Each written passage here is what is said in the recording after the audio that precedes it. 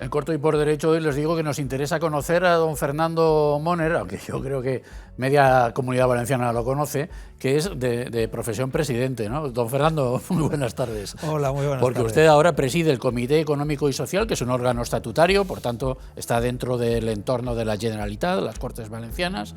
Sigue presidiendo ABACU, la Asociación de Consumidores y Usuarios de la Comunidad Valenciana, y ha sido consejero y continúa siéndolo, creo que todavía en algún otro órgano, pero lo ha sido también de algunos otros en los últimos tiempos. Sí, sí, la verdad es que hay muchos. También es verdad que tengo 58 años. ¿Y qué? 58 años. ¿Y qué? Se van acumulando muchas... Usted es jovencísimo, 58 años. Muchas cosas y sobre todo experiencia, y al final si esa experiencia la puedo poner al servicio de instituciones, entidades, pero sobre todo de la sociedad valenciana y de la sociedad española, yo he encantado. Y sobre todo al final asumes responsabilidades cuando tienes equipos. Claro. Y si los equipos son muy buenos, y en mi caso te puedo asegurar que tanto en ABACU como en el Comité Económico y Social los equipos son muy buenos, la verdad es que te cuesta menos. Empecemos por el comité. ¿Para qué sirve? Pues es una buena pregunta que a mí me gustaría responder a toda la sociedad valenciana. Es decir, cuando hablamos de una institución estatutaria, obviamente es una institución que dimana de ese estatuto de autonomía que vela por todas las valencianas y los valencianos, pero que al final es una institución consultiva. Es decir, que todo aquello que tiene un referente social, económico, laboral, tendría que pasar por el Comité Económico y Social para luego darle el formato de ley y nosotros dictaminar. ¿Y qué ventaja tiene esto? Pues tiene una ventaja increíble, que yo cuando hablo con los políticos les digo, es que si yo fuese político, es que acudiría casi diariamente a este organismo. Porque el que un político se levante por la mañana y tenga un informe o un dictamen consensuado por parte de las organizaciones empresariales, por parte de los sindicatos, de la economía social, de las asociaciones de consumidores, del sector primario, de la Federación de Municipios y Provincias, de los propios consejos de cámaras. ¡Ostras! Todos esos son los miembros del Comité Económico y Social. Los que todos se están reúnen ahí. para Sí. consensuar y poder dictaminar un anteproyecto de ley, un decreto o dictaminar. O sea, que ustedes son los que una fabrican los estrategia. escudos en los que después se pueden apoyar los políticos para decir, ah, esto tiene este aval. Exactamente, o inclusive decirles, esta parte no vemos que responda a una necesidad de la sociedad y respondería mejor de esta otra manera. Es decir, no solamente analizamos, sino que incluso podemos llegar a proponer. Mira, yo recuerdo, yo he sido miembro también durante muchos años del Consejo Económico y Social de España. Ya cuando estaba a punto de irme, porque ya era incompatible ser presidente de la Comunidad Valenciana con seguir manteniendo ese de consejero en el CEC España, llegó un día el ministro de Agricultura, el señor Plana, y nos dijo, oye, tengo una estrategia nacional de alimentación que ha pasado por todos, universidades, diferentes agentes, academias de nutrición, dietistas, o sea, por miles. Y ahora tengo el documento final. Y ahora lo que quiero es que este documento final ya pase por el CES, por el Consejo Económico y Social. Estamos hablando de una estrategia, no de una ley. Ajá. Estamos hablando de una estrategia que al final va a llevar a cabo todas las políticas que en los próximos años se tienen que desarrollar en algo tan importante como es la alimentación. Pues tú imagínate, a mí me parece una decisión muy inteligente que puede hacer un político, porque al final va a tener otro documento que le va a decir, oye, hemos analizado esta estrategia y a lo mejor modificaría esto, profundizaría en esto o intensificaría estas Pero ahora está muy de moda preocupaciones. que los gobiernos no consulten con los órganos estatutarios en el caso valenciano o los consejos de Estado, etcétera, etcétera, en el caso nacional. Bueno, yo creo No sea que... cosa que les lleven la contraria en algo, ¿no? Sí, lo que pasa es que a mí me parece que eso es falta de inteligencia. Y por eso a lo mejor la sociedad se está quejando de que los políticos de antes o los políticos de ahora o los políticos de... Bueno, yo por ejemplo el otro día estuvimos analizando la incidencia de 2 dictámenes que hicimos el año pasado. Y en uno de ellos el 60 y pico % de nuestras alegaciones fueron aceptadas por el gobierno. ¡Ostras! En ese caso el político X, que fue el que nos remitió a la Consejería X, diría, che, qué bien me ha venido pasarlo por este órgano porque el 60 y pico % de las sugerencias o alegaciones que han hecho en su dictamen me las he metido en el... ¿Con qué en el porcentaje de aceptación por parte del Consejo se puede dar por válido que hay un aval del Consejo a la iniciativa del Gobierno? Bueno, nosotros no tenemos establecido un porcentaje diciendo, oye, si nos acepta un 5% significa que es malo y significa un 95%. No, porque nosotros obviamente somos los primeros que asumimos que podemos a lo mejor no profundizar en algo que sea de verdadero interés para las políticas de ese gobierno. Pero yo creo que eso es lo bueno. Es decir, a nosotros nos gustaría que al final nuestro trabajo se aceptase en un 100%, es obvio. Normal. Porque está consensuado por un amplio abanico de la sociedad valenciana. Pero somos conscientes de que al final el que tiene que gobernar es el que tiene que gobernar.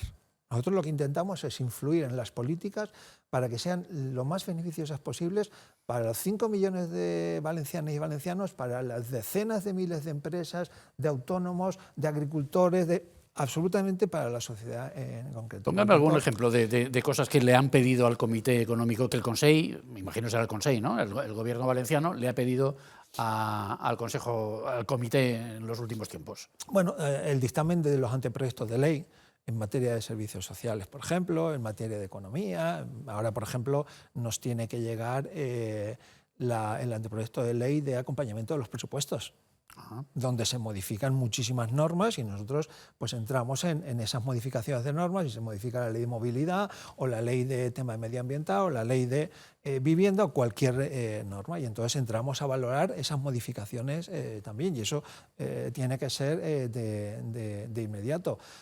Pero eso es lo que dice la ley. O sea, la ley establece que los anteproyectos de ley tienen que pasar por este comité, y este comité tiene que hacer un informe, un dictamen.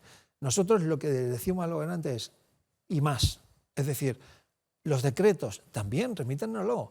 Si tienen planes estratégicos, si tienen cualquier documento que quiera hablar de las políticas del futuro, si no remiten, van a tener un documento, vuelvo a reiterar, consensuado por diferentes sensibilidades dentro de la sociedad y muy amplia, que me van a ayudar a que ese documento legal o esas políticas públicas mejoren, que es el objetivo fundamental. Al final, el objetivo de esta institución es mejorar en lo que sea posible las políticas en el ámbito económico, social, laboral de la comunidad autónoma. ¿Hay algún tipo de, a ver cómo lo digo, de politización dentro del comité? Quiero decir, yo gobierno, elaboro una ley de presupuestos, que es probablemente la ley más política que puede hacer un gobierno, y se la mando al comité y corro el riesgo de que el comité esté orientado a un lado del espectro político o al otro, porque hay sindicatos, porque hay empresarios, en fin, gente que no son exactamente querubines, políticamente hablando, y me puede salir bien o me puede salir mal y puedo tener problemas con eso. ¿Eso puede pasar?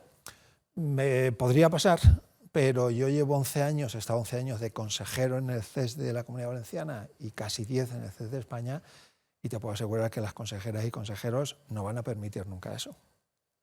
Porque yo creo que va más allá de lo que representan. Yo creo que al final nos damos cuenta de que, primero de todo, somos ciudadanos. En segundo lugar, hoy representamos a esta entidad, pero durante toda la vida vamos a ser ciudadanos, vamos a ser personas, vamos a ser consumidores y usuarios. Sí. Por lo tanto, nuestras decisiones de hoy tienen que mejorar la vida de lo que representamos y el resto Claro, del pero entorno. La forma de mejorar la vida para un señor de la UGT puede que no sea la misma que para Carlos Mazón. Claro, pero por eso está el Pleno que consensúa. Es decir, al final el consenso significa que no va a ser lo que yo quiera, sino lo que entre todos entendamos que estamos de acuerdo. ¿Eso qué significa? Pues que a lo mejor a mí me gustaría que ese dictamen fuese de 45 páginas alegando sobre 35 artículos, pero al final ese informe son de 10 alegando sobre 8. ¿Qué es lo que hemos conseguido consensuar? Eso sí, inclusive si alguien tiene muy claro un punto y cree que a pesar de que no se pueda consensuar, debe fijarse en el dictamen, se puede poner un voto particular. La ley permite eso. De hecho, yo en el CES de España emití un voto particular que fue seguido por un montón de consejeros y consejeras, pero no conseguí cambiar la opinión del Grupo 1 y del Grupo 2 que representaban otros colectivos. Y sobre un tema de sanidad y sobre un tema de participación de las asociaciones de consumidores en materia de sanidad, que ya ves si tenemos que participar o no en una materia pues sí, que los ciudadanos queremos que se haga lo que necesitamos y no lo que quieran a lo mejor otros estamentos.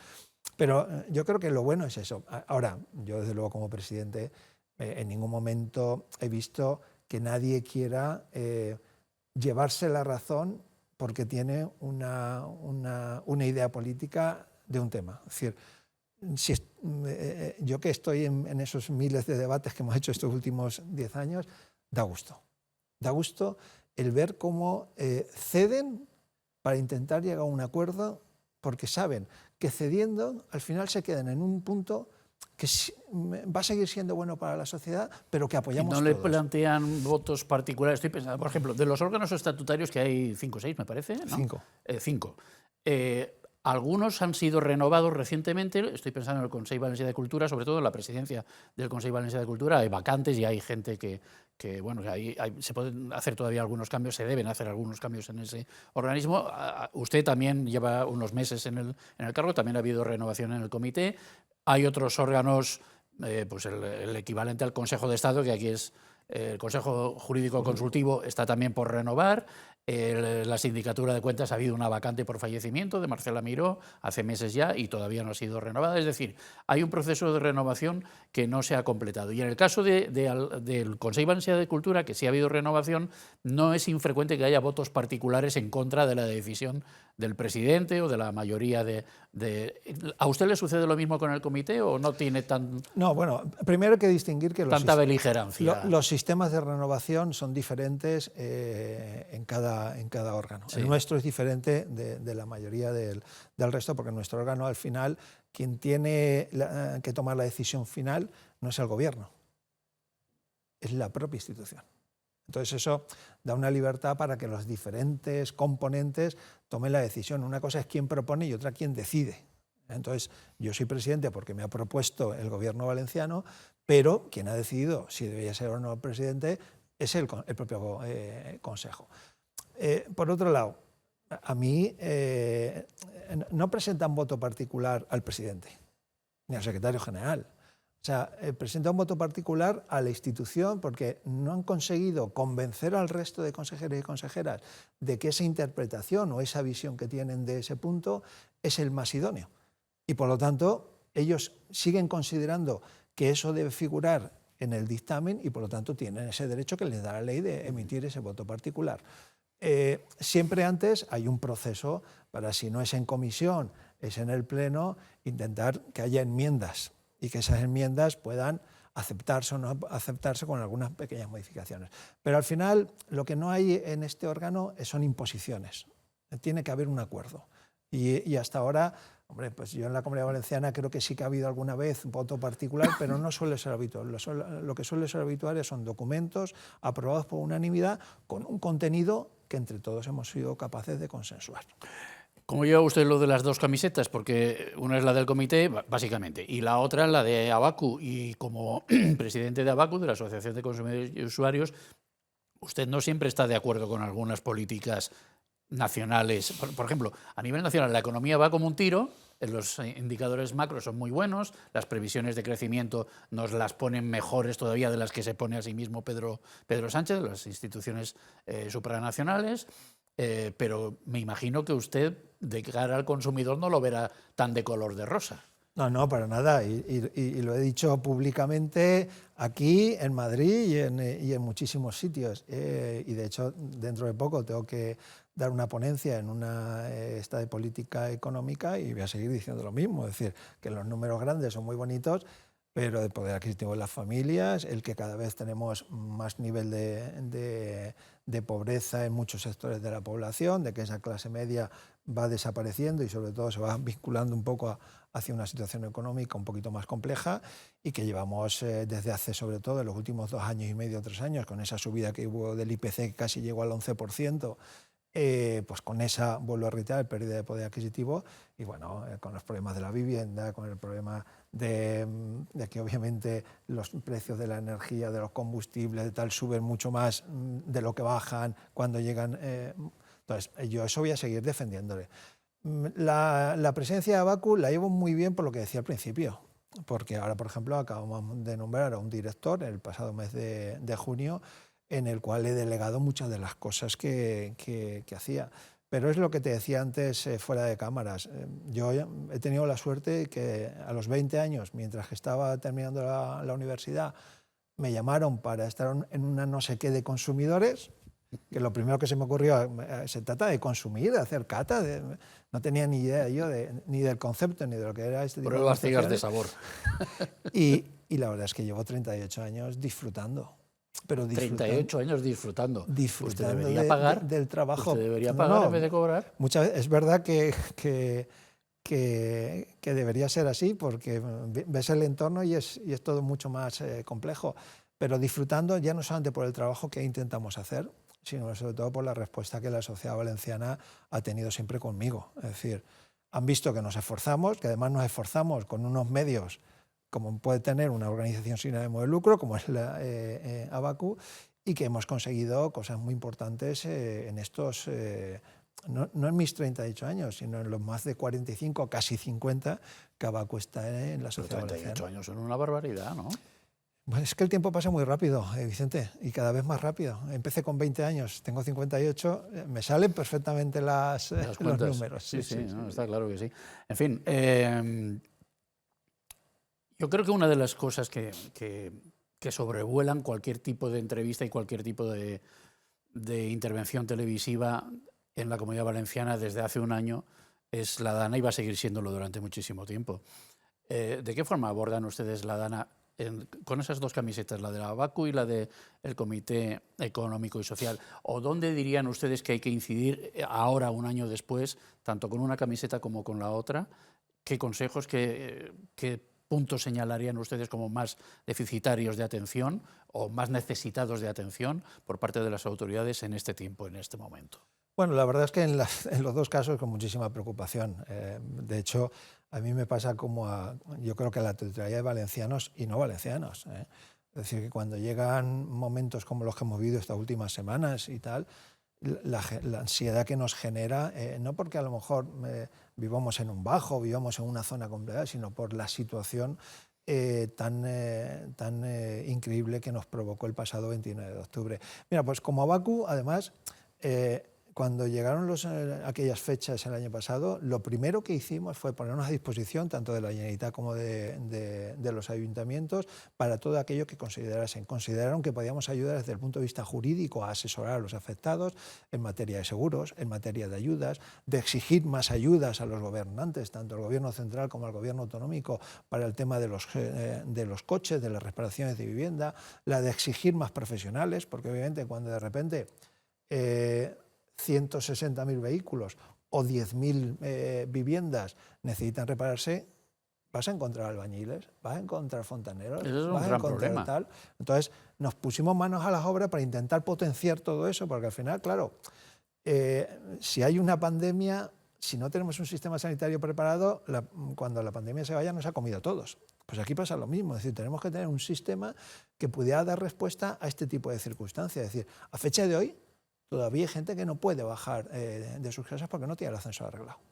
Pero es que el problema es que no hay profesionales suficientes. No, hay muchas empresas sobre el tema de ascensores, ya, pero esas empresas tienen contratos de mantenimiento con todas las fincas de la Comunidad Valenciana y tienen que mantener esa respuesta en esos contratos y al mismo tiempo arreglar 1.000 ascensores.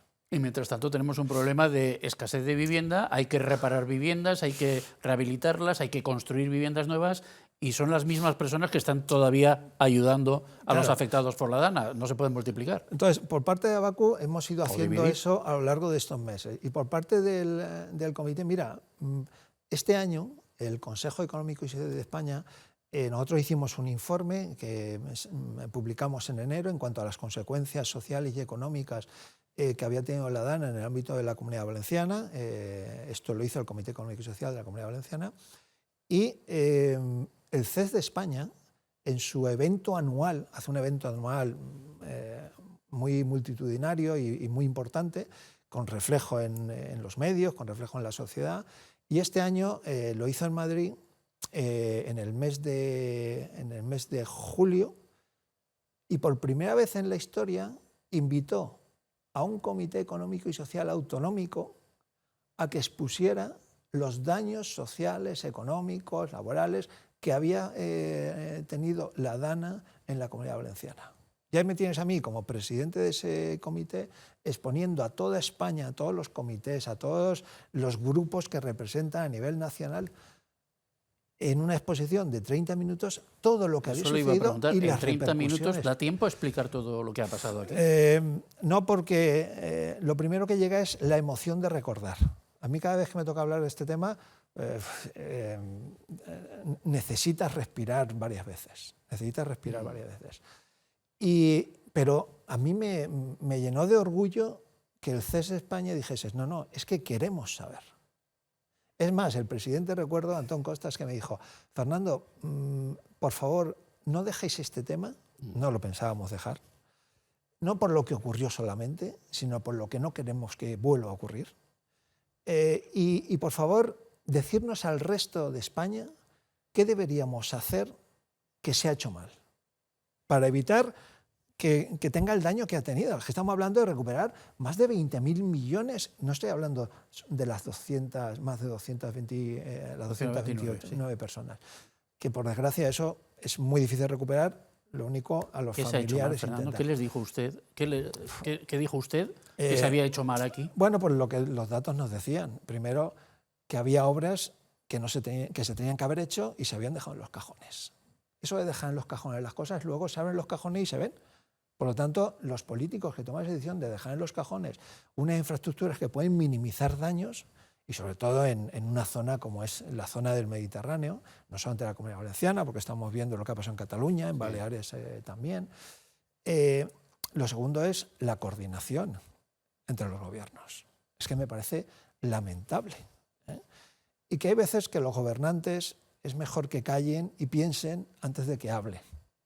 Porque si no, al final, la ciudadanía se lleva una impresión equivocada o no de cuáles son las pretensiones y de si esto se utiliza como una guerra contra unos y contra ¿Usted ve culpables claros o responsables claros? El principal culpable es la Riada. No, pero ya sabe a qué me refiero, a políticos, a personas. Es que para eso yo creo que necesitamos tanta información y digerir tanta información e interpretar tanta información que yo no me veo capaz. Yo lo que sí que estoy seguro es que nadie, en su sano juicio, nadie deja de hacer o hace cosas para generar muertos. Eso lo tengo clarísimo. O sea, yo confío mucho en el ser humano, a pesar de que veamos cosas en ciertas partes del mundo o incluso aquí de violaciones, de tal y igual, pero no, es que no. Por lo tanto, yo descarto un poco intencionalidad, total.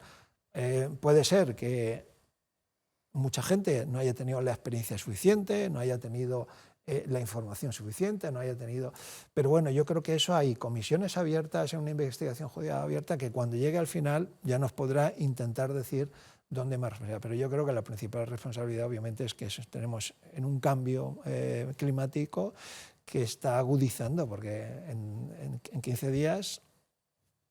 Vamos, a mí no se me ha bajado de la garganta el miedo que si una alerta roja en un momento, que si una naranja, que si de repente 200 litros, que si de repente inundaciones en Gandía, que si inundaciones en Cullera, que si... Entonces, en Tarragona, ahora, en Baleares. Entonces, al final lo que está claro es que esto parece que se está agudizando. Entonces, ya buscaremos culpables, pero ¿qué se está haciendo para que dentro de 15 días... tengamos una mejor respuesta? ¿Se está haciendo lo suficiente, lo adecuado? Por lo que estoy viendo, no con la rapidez que necesitamos. Es decir, a mí me gustaría preguntar a los ayuntamientos si todos estas zonas por donde discurre el agua y tal se están arreglando, se están buscando desvíos para llevarlos a algún sitio que no genere tanto daño, si estamos cambiando las políticas de vivienda para evitar que se urbanicen zonas donde al final el agua exige volver a pasar, porque llevaba pasando siglos por ahí. Entonces, esto es lo que se tiene que solucionar. Yo sé que en un año es difícil, pero si no nos podemos a trabajar ahora, dentro de 3 años vamos a seguir con los mismos problemas. El día 29, primer aniversario, funeral de Estado y previamente manifestaciones diversas. ¿Qué ambiente cree usted que se está generando para esos días? Yo la verdad es que he oído por ahí de... Manifestarse, por supuesto, es un derecho que nos hemos trabajado y que tenemos que ejercer, pero siempre sin violencias, no sé, yo creo que estamos todos ya bastante...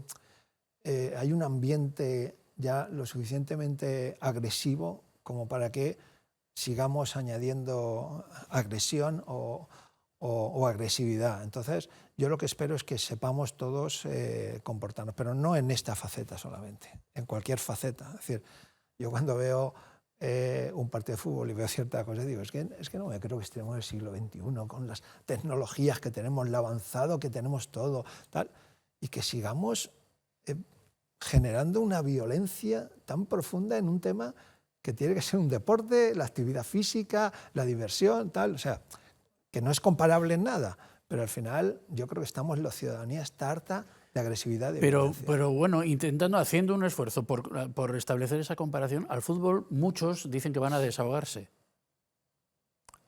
No sé si a las manifestaciones también. No es el mismo tipo de desahogo, ya lo sé, no es el mismo tipo de sentimiento. En un caso será pues que vienes cabreado del trabajo y vas al fútbol y te desahogas, y en otros que tienes una pena y una rabia enorme por dentro por lo que ha sucedido y te desahogas. Ese es el único punto de conexión. Pero bueno, podríamos, con un poco de imaginación, pensar que sí, que esa puede ser también la circunstancia que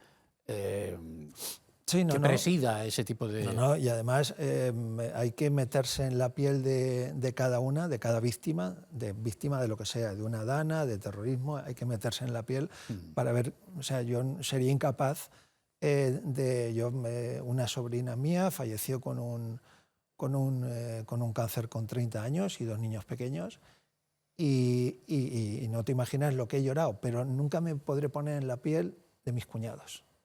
Claro.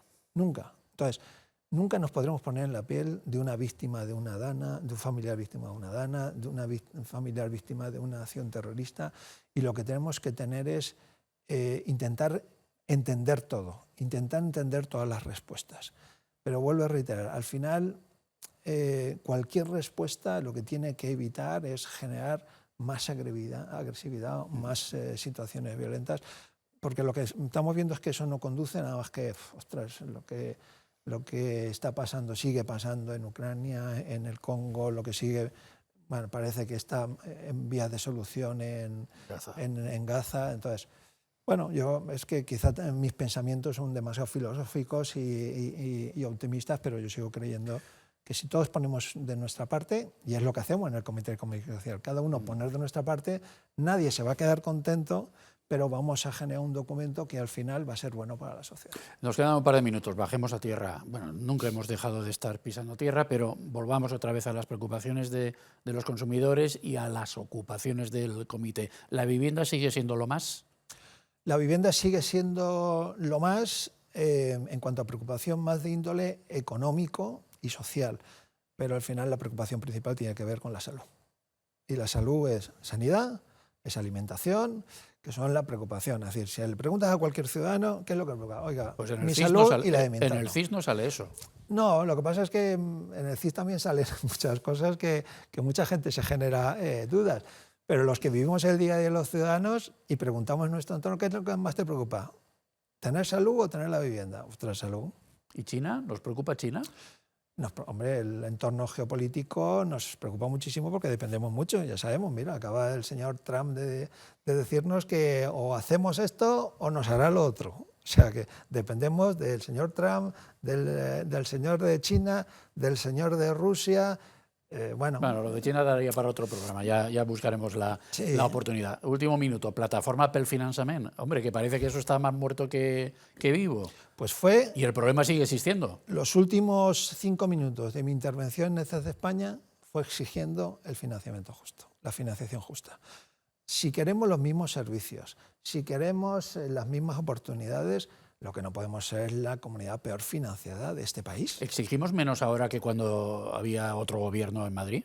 Lo que pasa es que al final hemos tenido una dana que nos ha generado toda nuestra preocupación hacia allí, y esto no es que haya quedado en reserva, porque de hecho para pagar los 20 y pico mil millones que hace falta para renacer en todos los sentidos y planificar bien, hace falta, lo primero es arreglar el tema de la financiación. Yo voy a seguir defendiéndolo donde vaya y sigo diciéndolo al final de cada intervención que hago, más allá de la Comunidad Valenciana. ¿Todos siguen defendiéndolo? ¿Todos los que están en la plataforma pel finançament, que son partidos, sindicatos, etcétera, empresarios? A mí no me han invitado a esa plataforma. Yo no sé en el seno de la plataforma lo que opina cada uno. Yo, como representante de los consumidores de Abacu, o como presidente del CES, o como lo que sea, voy a seguir defendiendo una financiación justa para todos, para los gallegos, para los andaluces y, por supuesto, para ¿Y las entiende valencianas. usted que haya descuelgues?